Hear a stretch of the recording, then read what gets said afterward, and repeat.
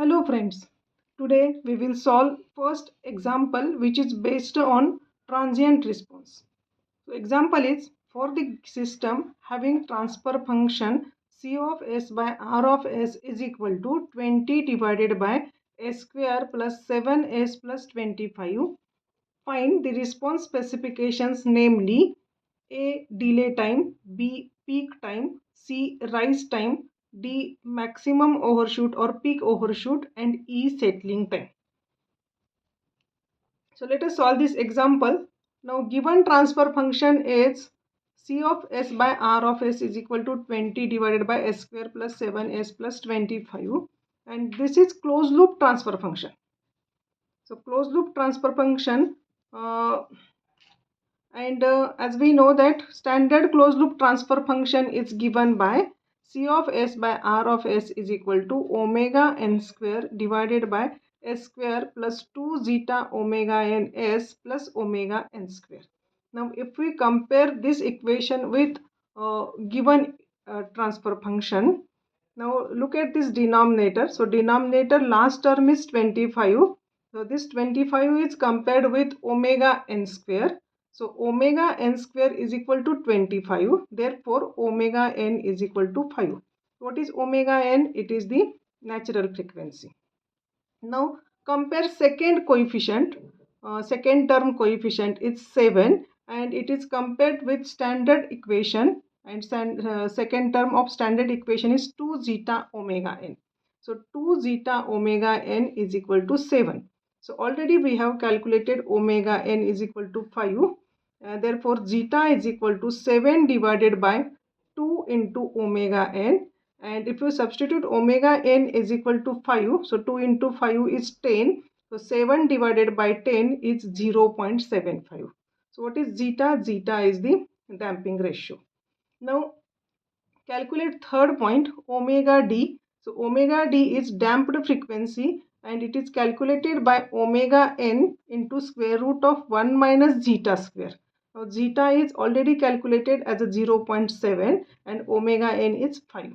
Therefore 5 into square root of 1 minus 0.7 square, and it is 3.57, and it is measured in radian per second. Now next term is theta. So theta is calculated by tan inverse of square root of 1 minus zeta square by zeta. Now zeta is 0.75, and if you substitute this value, therefore zeta is tan inverse of square root of 1 minus 0.7 square divided by 0.7, and it is 0.795, and it is measured in radian. Now calculate all specifications one by one. So first is delay time TD, and it is calculated by formula 1 plus 0.7 zeta by omega n. Now zeta is 0.7 and omega n is 5, and if you substitute these values, so 1 plus 0.7 into 0.7 divided by 5, and it is 0.298 second.